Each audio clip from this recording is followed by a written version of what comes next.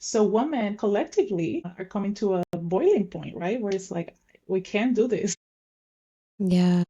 We're popping pills, drinking wine, like we can't do this. This is too much. The system is not working for us anymore. And so if something has to go, dude, I'm not gonna, sacrifice my body, not just Yeah. physically, but all of it mentally for a system that is not gonna even support me.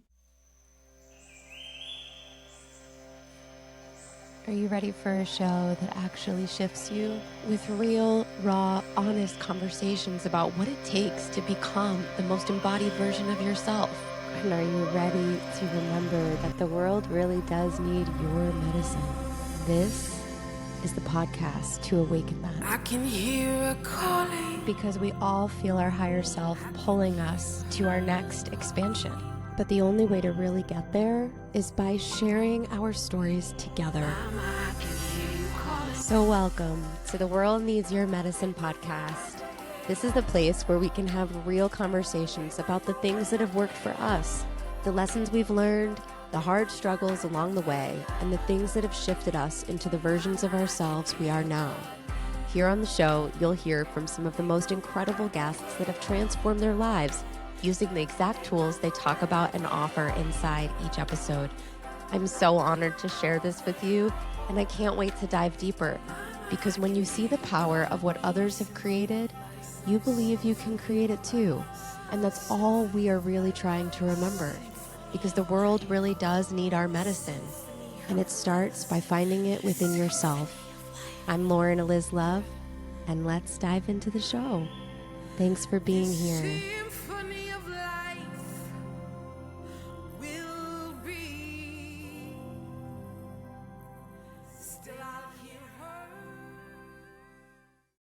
Hello, you guys. Welcome back to another episode. I'm like, I'm really feeling like the world needs your medicine, The the way that is translating for me right now is like I need to go and tend to my land, to nature. And I've been feeling this pull because it's summertime. There's like all of these beautiful little baby bears that keep showing up on my property. I am right now clearing this beautiful spot in my forest to set up this tent because I'm going to have some friends over for a ceremonial gathering. And we're getting a big yurt style tent to do that, bringing all the instruments and the plushy carpets and pillows inside. It's just going to be so good. So the world needs your medicine. My feeling is like, I need to get out there and get my hands on the earth and start digging around. And yeah, that's the season I'm in. Hello, welcome. But I'm also feeling like the world needs your medicine right now. There's this like really deep reminder in me that the work I'm doing in the world is important. It is. And I say that to not just myself, but like to you. I think there's a lot going on right now where people are feeling this sense of questioning and doubt and wondering like, oh, am I on the right path? Am I doing the right things with my life? And, I'm not really seeing the results. Am I making a mistake? There's like a lot of that questioning that can kind of come through right now collectively, but also for women who are kind of transitioning into their 40s or they're in their 40s already. It's just like, yeah, what am I doing with my life? Like what am I truly wanting to do? So I have been feeling like as I've been promoting Body of Wealth, this beautiful new program that I've created, somatic wealth recoding technique is this like beautiful new technique that I feel so deeply passionate about. In the production of this technique, I've been looking at a lot of my shadows and a lot of my wounding around, how much of my life is doing things because I'm supposed to. Like, am I supposed to be trying to grow an online business, or can I just go and work in my land all day? I just want to be on the land. I just want to plant a garden and, be in the trees and sit in a hammock. And that's really a metaphor for a bigger concept, right? Like how much of our world is designed where we're just unconsciously doing things that we think we want to do, but it's not really what we actually want to do. And if we get real about it, we might discover that what we truly want is so different than what society expects of us as women, what we thought we were supposed to do. This transitional season of my life, as I'm moving into kind of this perimenopausal energy, I'm 37, my hormones are changing. It's definitely been bringing up a lot for me. Been doing some really deep rabbit hole study of like hormone replacement therapy, but also like, okay, I do want a slower life, and I may not be having children in this lifetime. And what does that mean? And I've also been feeling like in this season of perimenopause, wanting to slow down and wanting to take care of myself more deeply and wanting to get really attuned to what my true desires are. I'm also feeling like a lot of mother wounding stuff is coming back into the field for me. I've been reading this incredible book. I'm recommending it to everybody.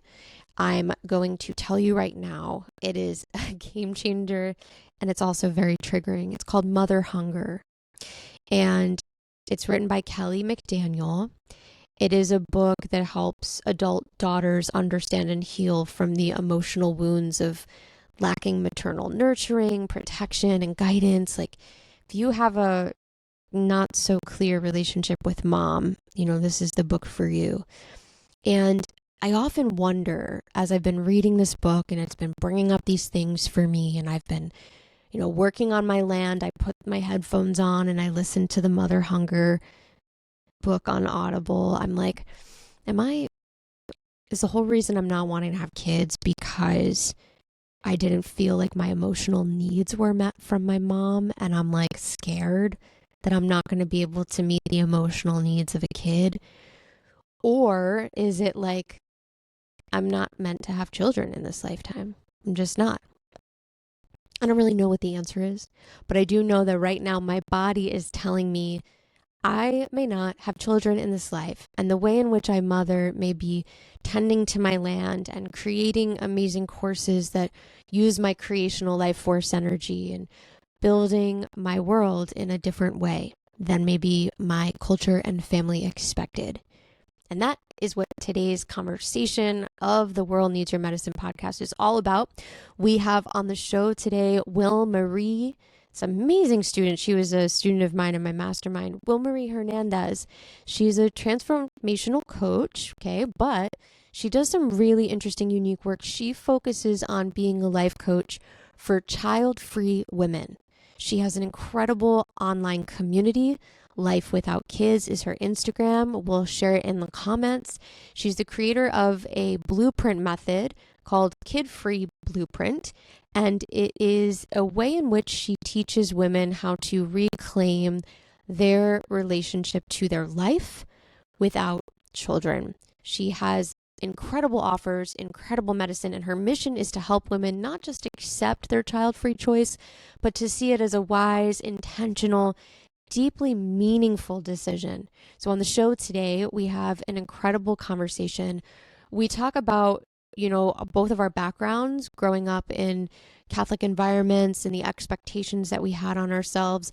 She really kind of blows my mind when she starts talking about how society demands so much of us and the ways in which women tend to kind of go down these two directional paths where they're either really driven career women, or they have children, or they're doing both at the same time. And her way of like reclamation to power as a woman is to kind of step out of those two paradigms in your identity to discover how to use your womanhood for yourself. So this conversation is so beautiful. I'm really excited to share it. I hope it inspires anybody out there who is making the decision to not have children. And hopefully you go and check Wilmarie out. All of her details are available in the show notes of today's conversation. So I hope you enjoy.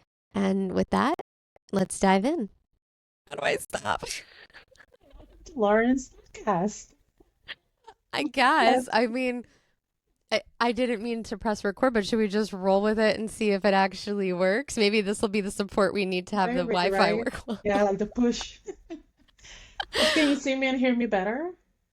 I can actually, and it's working much better. Yay. Awesome. That was it. You just how do you feel? Hit record. Just have to hit record in the universe, like, okay, it's gonna work. Um, I mean, we're recording, so maybe we should just rock and roll and have a conversation if you're cool with that. Yeah, you wanna just dive in? I mean, okay, so we didn't even get a chance to really talk about what we want this episode to be, but I just have to say, I'm happy to talk to another woman in this season of my life at this age who's like not having children because I feel like at this age there's so much coming up around. I mean, I'm 37. How old are you? 38. Oh shit. Okay, so yeah, so you get it. So like perimenopause is happening and all of the symptoms of that plus like the grief in my body but the joy and excitement and everybody's expectations. So um yeah, I am just wondering maybe we can start this conversation with like a check-in of like I'll record an intro and an outro later, but for you, how does it feel to be 38 and not have children? Amazing. It's the best decision ever, especially now. As I look around, I'm so happy that I stuck to my gut, that I stuck to my inner wisdom, as I call it. I call it child-free wisdom. Because, I feel like there's a lot of talk about wisdom and divinity and all of these beautiful things around motherhood, and not so much about being child-free, right? Mm, Um, some because I hear it, is there's some generalizations, of being selfish or immature or, not becoming a real whole woman, right? If you don't go through or have the experience of traditional motherhood, right? And to me, it feels the opposite. It feels so whole and peaceful and like there's a purpose for it. There's a mm. wisdom behind this choice. Yeah, I definitely agree. I'm curious your background and I would love to hear you share a little bit more about your personal journey into realizing that you did not want to have children because I feel like everybody's timeline with that is different. And for me, like, I was never the type of kid to play with dolls. I was never like wanting to play house. I wanted to play in the dirt. I wanted to run through the trees. Like, I had no desire to have, a little baby to play with, like a baby doll. And I think that was one of the first indications for me that naturally, like, motherhood was not something I was really trying to make happen in my life. So, what about you? Did you play with baby dolls? Was that a thing for you? You know, because I did have all the traditional, I'm the oldest daughter, so Same. of course, I got everything from everywhere, gifts, dolls, everything. But I did find myself playing more with Barbies than with baby dolls, right? Like adult woman going to work or driving a car or, having a mansion. And so, yeah, it's interesting too, right? Like when you see or you remember those Yeah. little first indications of something. What was your path to realizing that you didn't want to be a mom? Can you share a little bit about that journey? Yes, I love to share this because I think it's the experience for some women, but maybe not most women, maybe. So the first time that I ever said out loud that I didn't want to have kids when I grew up, I was 11 years old. And Wow. at that age, of course, I didn't know what that really meant, right? I mean, I was a girl. And the word child free, I've never heard that. I don't know if that was a term even, back then. But I remember clearly the moment that I said it because my grandma said to me, "Don't say that. God is listening to you."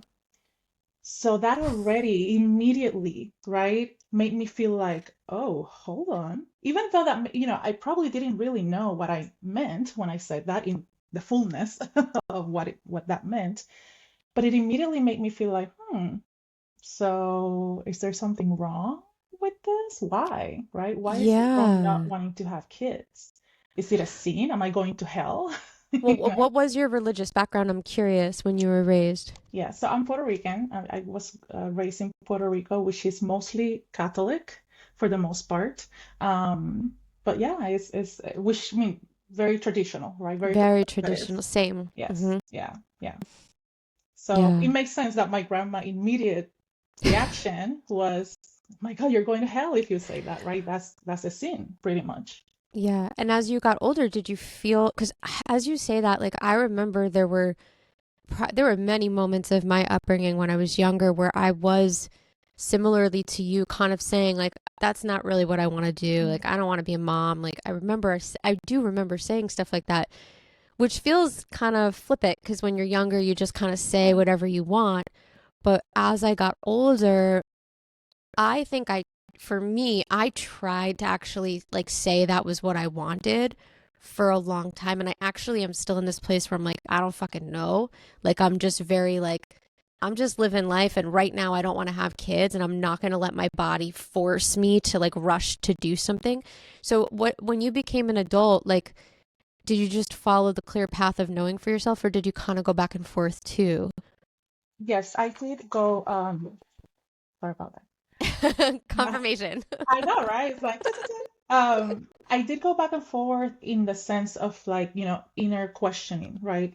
And thinking about this with myself. But from that moment when my grandma said that to me, and as I grew up, it actually kind of like sparked a fire inside of me because I was like, why? Why is this wrong? Yeah. And so I would actually say it as I grew up. I would actually say it out loud around family, members, just to piss them off in a way, right? Because I'm like, why is it wrong? Because also I had a lot of other things that were amazing, right? I was a great student. I was a great daughter. I had dreams and goals. I was a high achiever. So it was like, why? Why, are we discounting all of these other things? Why do I have to be a mother? Why do I have to Mm. have kids? So I would say it out loud. It's funny because now when I go back to family reunions, I have cousins who have, everybody else in my family have children. And growing up, everybody had children. I didn't have a child-free role model. So when Same. I go back to family reunions, it's funny because my cousins are like, "Oh my God, I remember you always saying you didn't want to have kids, and look at you, you didn't have kids." So it's kind of funny because back then I would say mostly to kind of like piss them off or, kind of like be a little bit of a rebel. Um, because I knew how they felt about it, right? They didn't agree with that. But then when I grew up, especially in my, college years, early 20s, when I started kind of like dating, let's say a little bit more seriously, right? Like had this idea of eventually finding a partner and getting married. I did want that, even though I didn't want to have children. I did question it because it was Mm. hard to date being, as a woman who didn't want to have children. Even as in, early 20s, especially after I graduated and I moved to Washington, D.C., I had a, kind of like, I call it my Sex in the City years, right? Yeah, I had them too. They were great. Lots I of know, alcohol, very tired. yes. It's fun in many ways, right? Yeah. To date and met a lot of people, especially in a city like Washington, D.C., there's a lot of diversity. But it didn't matter, where the guy was from. It was usually my my choice of not wanting to have children was usually met with like, oh, then that means you're not wife material, right? Wow. Yeah, because it was a surprise for me that most men That's, yeah, want to have kids. Yeah. right. I've been Yeah, weird. exactly. Especially early 20s, right? Like mid 20s. Um, Hmm. I thought that guys wanted to have fun. That it was actually, I thought it was going to be an advantage that I didn't want to have children when it came to dating and finding a partner. And it wasn't. It was not at all. And it was very disheartening because I was like, I'm a great woman. I'm a great partner. I'm a fun date, you know? But yeah, it was hard. So during those times, I did question it a little bit. Yeah. I was married. My first husband prior to me had a vasectomy, so there was always kind of this like understanding like we weren't going to have kids. And I got behind that. So when we got divorced and I started dating again, I kind of claimed that truth within myself. I was like, okay, well, I just have already decided I'm not going to have kids. But Matt and I, when we met, we were on Match.com. And so we had to click the buttons of like, no, we don't want children. No, we don't smoke, like, all the rules. And so I felt like and he was the first person I ever went on a date with. So I felt like it was just maybe because I'm not having kids, it's easier to find someone much like you felt. Did you have like these moments where you were questioning yourself with all of that? And how did you move through that section and season of doubt for yourself? Yeah, did. Because everyone around me were either talking about kids or having kids already. I had friends who had kids in their mid 20s, late 20s, which, is kind of normal for a lot of people. And so I was seeing that, right? My sister had kids very early Same. on, so I was raised, not raising, but growing up with my nieces and nephews.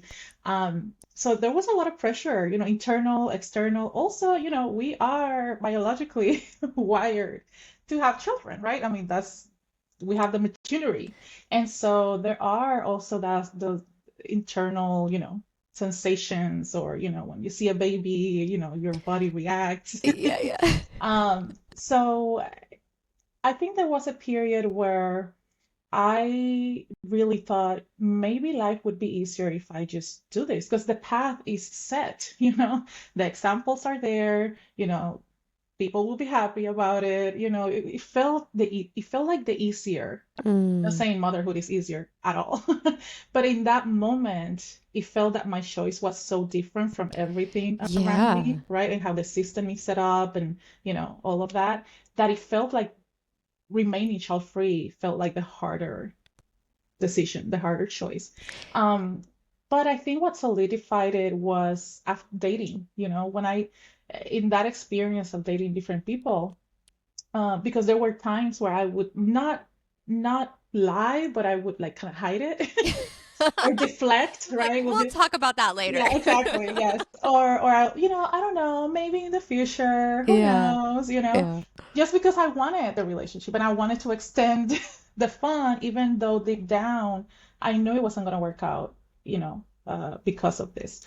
So when I went through enough of those experiences, I just realized that this is clearly something that I cannot give into. This is not something that I can uh, settle, or change in order to be with someone. Like I can't.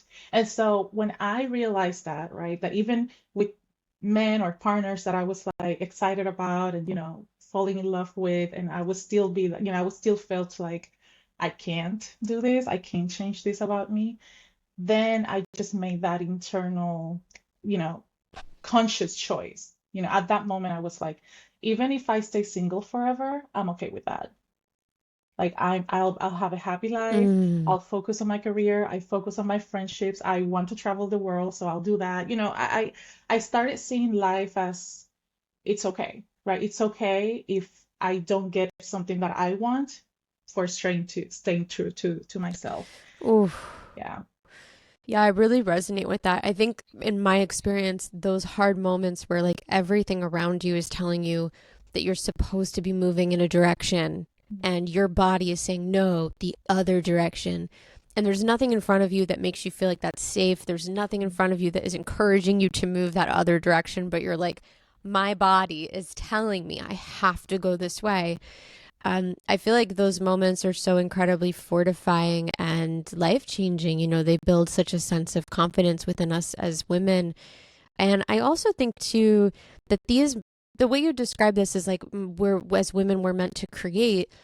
When you're not doing that in the sense of creating children, in my experience, I love my maternal creative energy. Like I use it all the fucking time in all these different areas of my business and my relationships and my home. Like I mother the fuck out of my house. Like I love it. So I think it's like, it's also too, I would love for you to speak on this, like how we as women, and you've talked about this with some of your work and your programs, like how we harness these energies when we're not having children but we're still motherly, right? Can we speak to that a little bit, because your expertise is so strong in this area, and I want anybody who's listening to understand that these qualities of being a woman um are not going anywhere.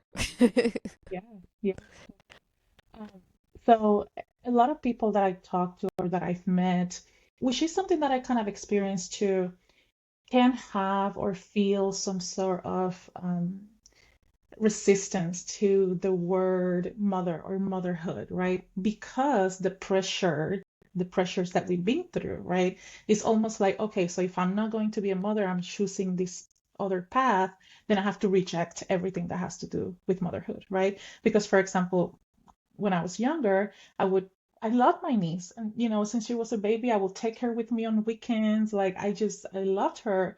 But then people will see that and be like, oh, you'd be such a great mom. Oh, but why don't you want your own? Oh, Same. right. So it kind of almost makes you feel like, okay, so I cannot be that if I choose this, right? It's kind of like we create like a separation or a Mm. rejection, right? To kind of like, no, I'm firm on, who I am, right? Yeah. Not motherly. I'm not. I don't want to have children. And sometimes this happens unconsciously, right? It's not like we're trying to be that way. But what I love, when I work with child-free women that maybe have experienced some sort of that, right, in some way, is the reconnection with that part of themselves. Because we all, as women, have that nurturing side of us, right? And the it's not that we don't have it, it's how we use it, right? And it doesn't have to be just through having children. And Mm. of course, it's that's hard sometimes to see because, like you said, everything that we see around us is very limited, right? When it comes to like what motherhood is this is how it should look. You have children, you raise them, you be a perfect mother, Yep. giving, sacrificing and all of this, and that's it. Period. That's motherhood.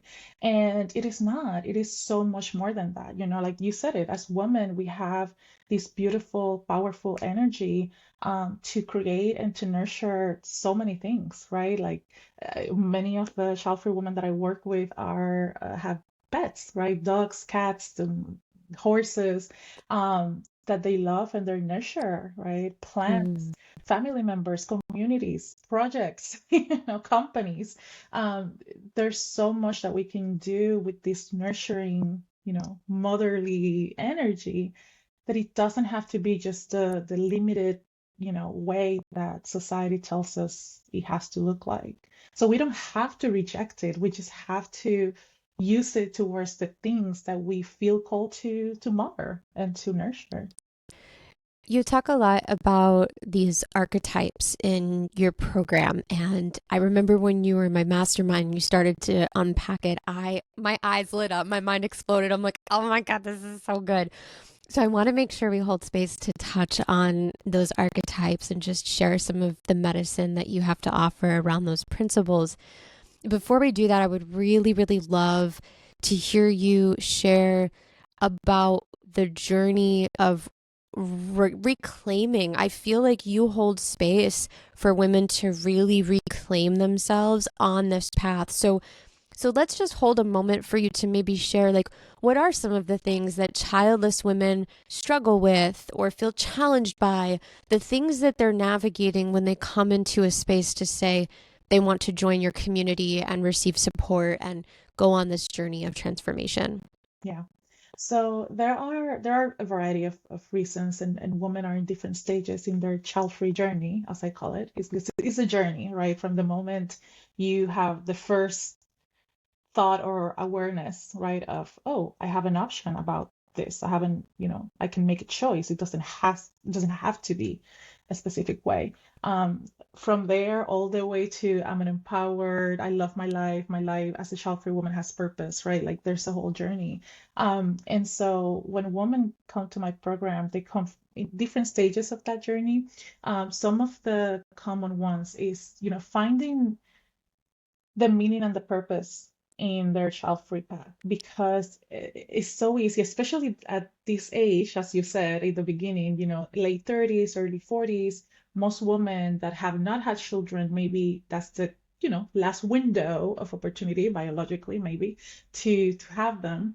And so the pressure intensifies, right? Mm. And so for a lot of women, that's their purpose, that's their meaning, is having children and raise them into, productive, good people.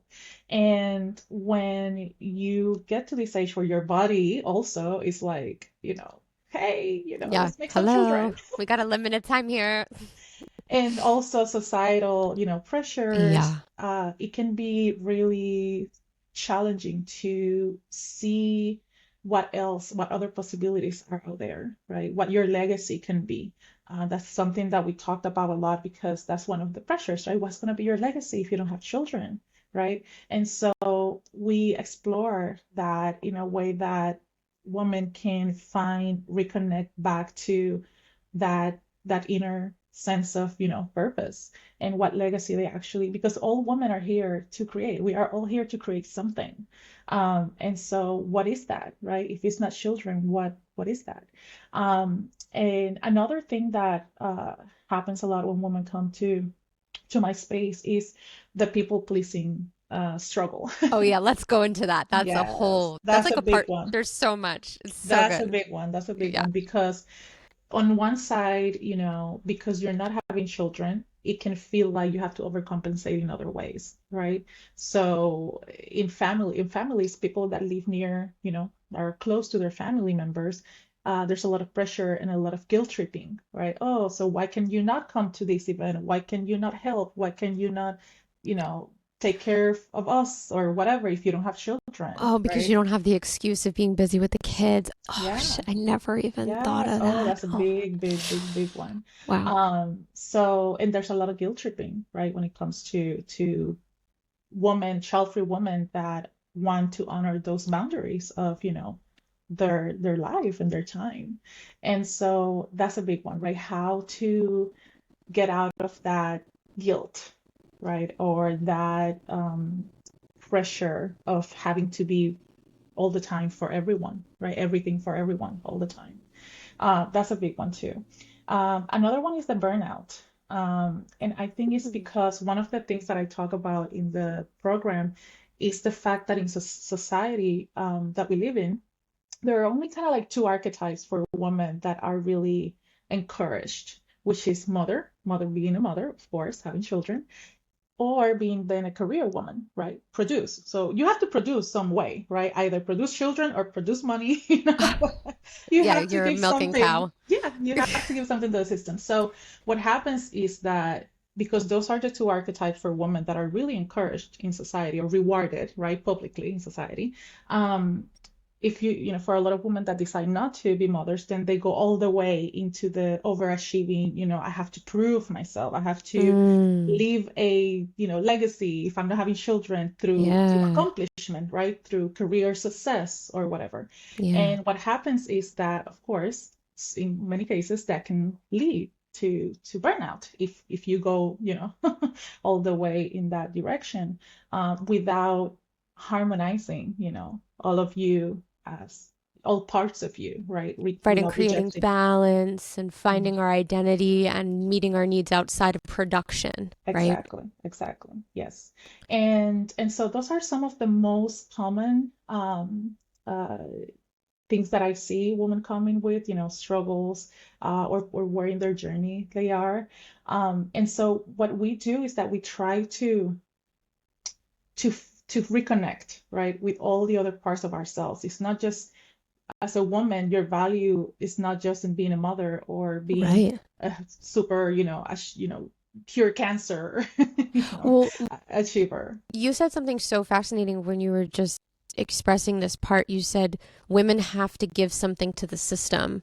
Like you said, you were like, well, yeah, we have to give something to the system, right? And I'm like, I'm over here. I'm like, oh my God, this is blowing my mind. Like that one sentence of like, whoa, my whole drive, this indoctrination that I have been in my own upbringing as Roman Catholic in a Italian family, oldest of the generation, second of the immigrants. Like I have to produce something of value, and the pressure of that, I feel like pulling away from that drive to produce for myself, right? Produce what I want, create how I want, doing it in a way that feels nourishing to me. That's been the biggest pivot for me in my late 30s of like, yeah, okay, I can produce all this shit, but like, what do I want to do really, you know? Um, so yeah, thank you for that. That was just incredible. And the archetypal journey you take women through is in reclaiming that as well. So before we like close our little beautiful journey here, let's also talk about that too, because I feel like those archetypes are really incredible to witness. So yeah, we go through the seven archetype, feminine archetypes, or the seven main ones of woman, right? So we go back into remembering and reconnecting with all parts of ourselves, right? Because we grow up as little girls being told you're gonna have kids, or Mhm. or because now that's the thing, right? Now it's both, right? Have kids and also have career success, or all of this. So coming back to, okay, what else have I been repressing? What other parts of me have I not been nurturing, right? Mm. Cultivating. So, for example, spiritual side, right? That's something that definitely is not encouraged by society. I always say that, even at jobs, we get, even time for having lunch, but never necessarily for meditating or, Right. mental health time. So that's something that is so important, especially as women, in this society that are over maybe producing and all of that.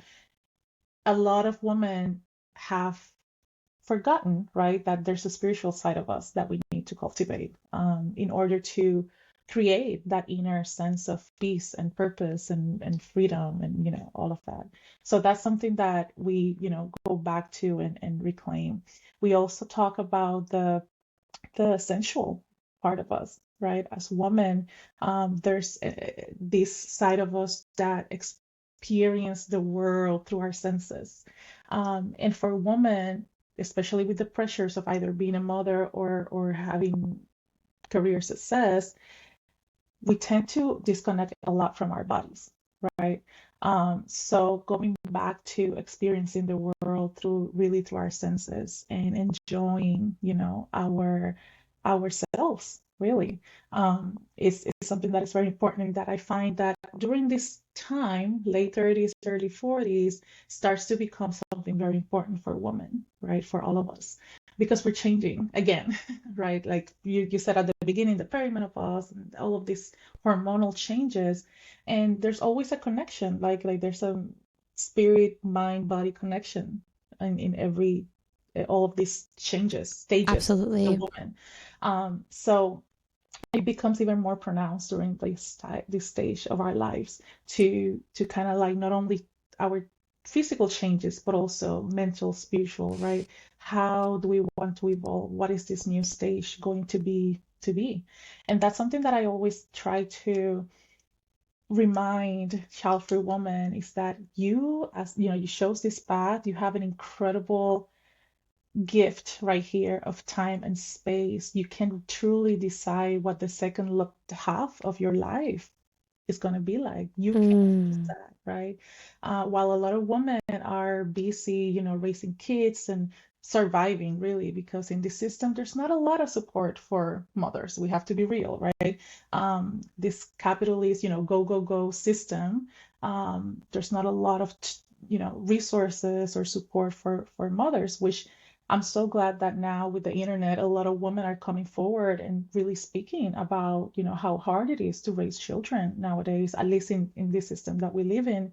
And so while a lot of women are struggling or dealing with that, as a child-free woman, you have a beautiful, space here, really a privilege, right? Because not every woman in the world have the opportunity to choose, right? There's still Mm. women around the world that do not have access to contraceptives or to, financial independence or, all of these things. So we have this gift, we have this privilege, we have this opportunity. It's time, this is the crucial time to be like, okay, let's use it, right? Let's what do I want the second half of my life to look like? And I always like to remind people that this is much deeper than just my individual experience, right? There's a collective experience, because as you probably have seen in the news, the amount of women choosing not to have children is increasing, right, around the world, Yes. especially Hmm. in quote unquote first world countries, right? Or um, stronger economies, let's say, because precisely women are being pushed so hard right? People, humans in general, into productivity, but women always carry more of the weight, right? Because they have the household in traditional Oh, correct. Yeah, system. we're They caring have the for the house, we're household caring for the kids. and working Yes. outside of the house Mm-hmm. too, right? So women collectively are coming to a boiling point, right? Where it's like we can't do this, right? This is Yeah. we're popping pills, drinking wine, Yep. like we can't do this. This is too much. The system is not working for us anymore. And so if something has to go, dude, I'm not gonna, sacrifice my body, not just Yeah. physically, but all of it, mentally, for a system that is not gonna even support me, right? Into to this. So there's so much, there's this deeper than just my individual experience, right? It's a collective awakening, I feel like, right? For a woman to be like, something's got to change. Dude, I mean, I 100% agree. I think, in my opinion, I feel like, and I will say I apologize to anybody I offend with my perspective, but I think we've been indoctrinated to have children way too young in general. You know, my sister was 26 or 25 when she had kids, and my family thought that was late. Like, when are you going to have kids? When are you going to have kids? Because she married her high school sweetheart. And, I think when I look at like what happens when women in their, mid 20s are having children, many women that I work with will say things in their 30s and their 40s and their 50s and go, "Oh my God, I had children so young. I didn't get to do all this healing work. I didn't get to like, fortify myself before I had children. And so I feel like I passed all my trauma down to them." And there's this whole process that many women are going through to like pick up the pieces of that. I also see other women, like shout out to one of my incredible friends, Sarah. She lives on a homestead. She has two incredible little kiddos. She has, forest school for the kids and teaches them how to regulate their nervous system and co-sleeps with all the children. And I'm like, you rock. And that's your entire life right now. And good for you, right? Like that's so beautiful.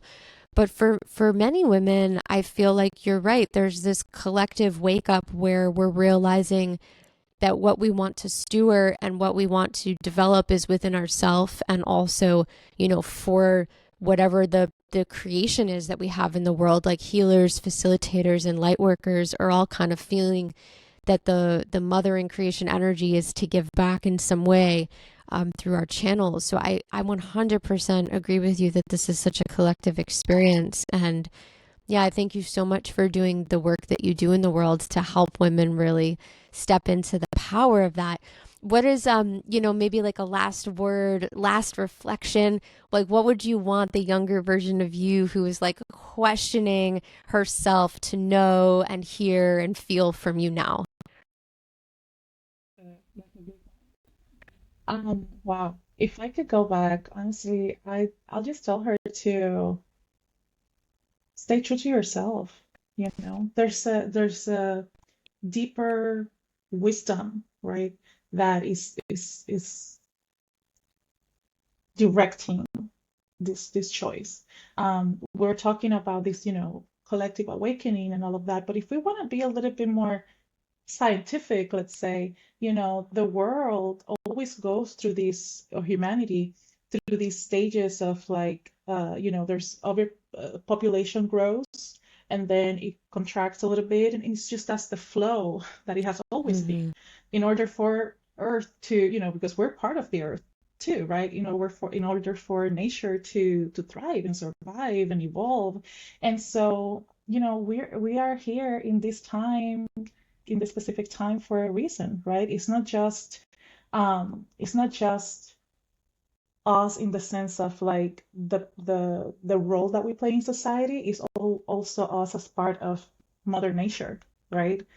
We are playing so many different roles, and if we have this feeling, if we have this uh, inner knowing, right, that I'm not here to have children. This is not my path.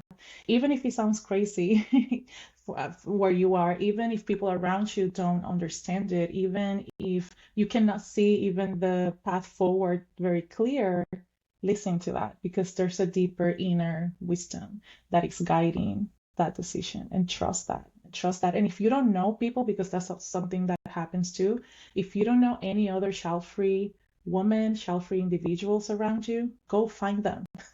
That's the beauty of the internet now, right? I mean, there's a lot can be done with the internet and social media, but one of the beautiful things is that we can find people, we can connect with people that are also, because there are, and it's increasing the number of people and the number of women choosing not to have children. So reach out, find people that you can see yourself reflected in.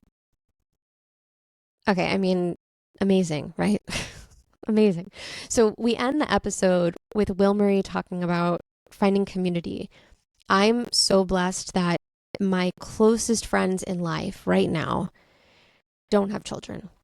And I don't know if that's by design, where we have similar things to talk about and connect on.